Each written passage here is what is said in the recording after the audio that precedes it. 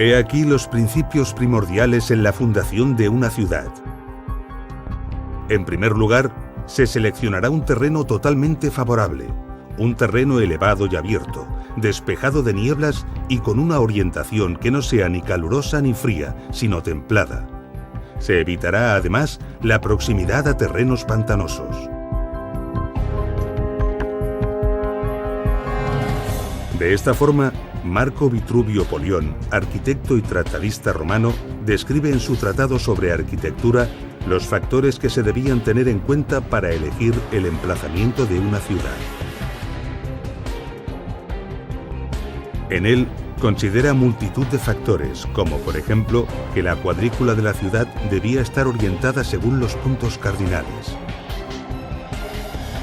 pero que esta orientación debía ser alterada según la dirección de los vientos dominantes. Y así continuaba con muchos detalles, como la orientación respecto al sol, la distribución alternativa de la cuadrícula según fuera una ciudad de interior o de costa, y un largo etcétera.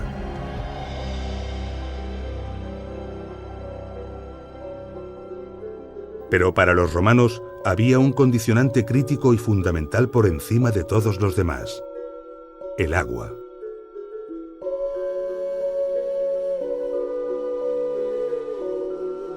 Los romanos sabían que el agua era un elemento fundamental de progreso y bienestar y que debía llegar abundantemente hasta el corazón de la ciudad.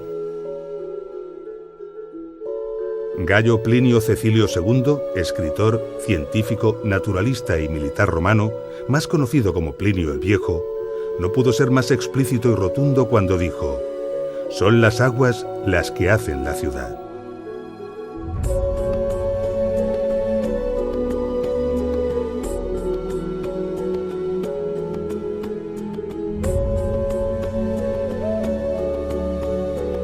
Era inconcebible que una ciudad, por pequeña que fuera, no dispusiera de agua potable y de baños públicos. Pero, ¿dónde encontrar grandes caudales de agua cuya calidad sanitaria estuviera asegurada? Los pozos ofrecían agua de gran calidad, pero de escaso caudal. Los ríos, aunque pudieran ser caudalosos, no ofrecían las garantías sanitarias exigidas por los romanos. Y lo mismo sucedía con los lagos y las presas. El agua de estos lugares podía contaminarse fácilmente. El agua de lluvia podía ser almacenada, pero no para beber, porque el agua retenida acaba siendo fuente de enfermedades. Solo había una solución posible: captar el agua en los ricos y poderosos manantiales de las montañas. Por lo tanto, antes de fundar una ciudad y escoger su emplazamiento definitivo, era fundamental certificar la existencia de manantiales suficientemente potentes y constantes que, con independencia del clima y las estaciones, asegurasen un suministro ininterrumpido de agua de calidad a los habitantes.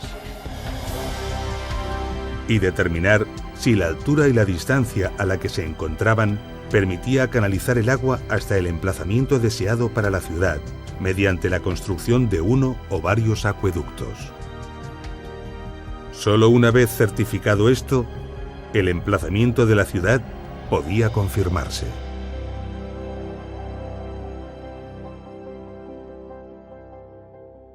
Con el emplazamiento confirmado, se procedía a la delimitación del terreno mediante un ritual que los romanos habían heredado de los etruscos. Un augur confirmaba si el lugar resultaba propicio para los dioses. En cualquier caso, el augur confirmaba un emplazamiento ya escogido por los ingenieros. Luego, se procedía con la inauguratio. En un punto central del espacio elegido se abría una fosa y se introducían en ella ofrendas y tierra del lugar de origen de los fundadores. Después, se marcaba el perímetro de la ciudad con un arado tirado por una yunta de bueyes guiada por un sacerdote.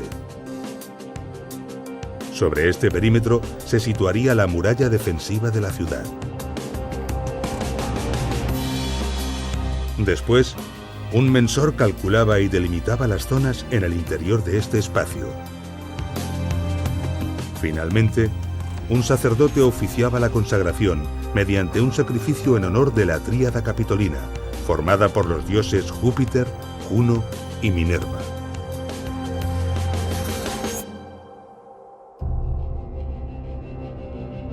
La ciudad romana estaba articulada normalmente sobre dos ejes principales: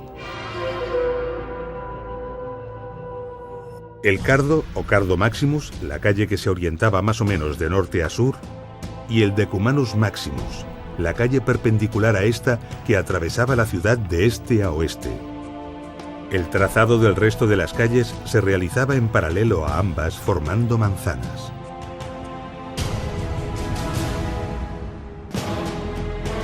El núcleo de la ciudad era el foro.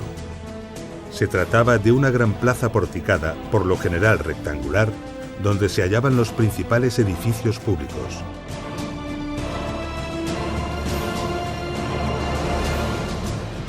La curia o sede del senado local, las basílicas o edificios civiles donde se celebraban procesos públicos y operaciones comerciales, y los templos, especialmente los consagrados a la tríada capitolina. En las proximidades del foro se encontraban los mercados, y más allá, los edificios públicos dedicados al ocio y a los espectáculos, tales como las termas, el circo, el anfiteatro y el teatro.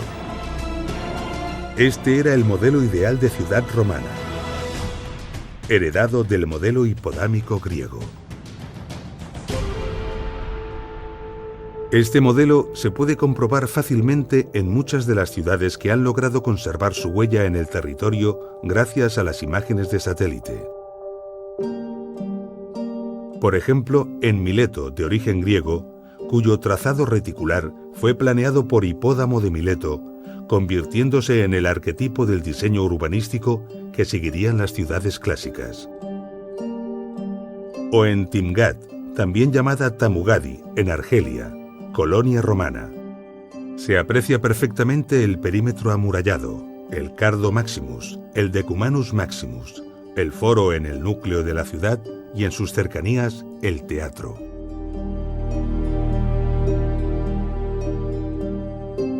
Pero el modelo ideal podía ser alterado. Podemos verlo en muchas ciudades. Por ejemplo, en Pompeya, en Italia. Esta ciudad se desarrolló sobre el terreno sin una cuadrícula claramente hipodámica.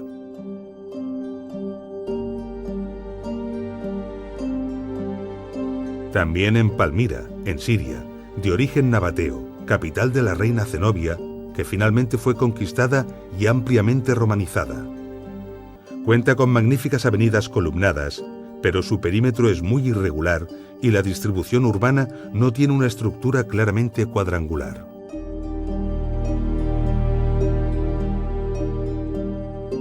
Pero en ocasiones el modelo podía alterarse considerablemente.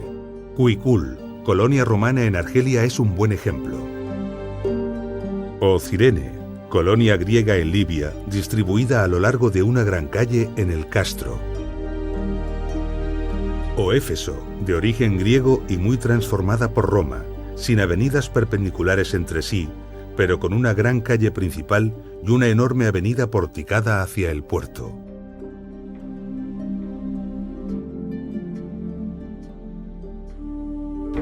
La mayoría de las ciudades romanas eran obras colosales que abarcaban enormes extensiones. Pero a lo largo de 2000 años, todas estas ciudades han sufrido catástrofes naturales, saqueos o destrucciones premeditadas, siendo muchas de ellas prácticamente borradas de nuestro presente. A pesar de ello, importantes restos han logrado perdurar hasta nuestros días.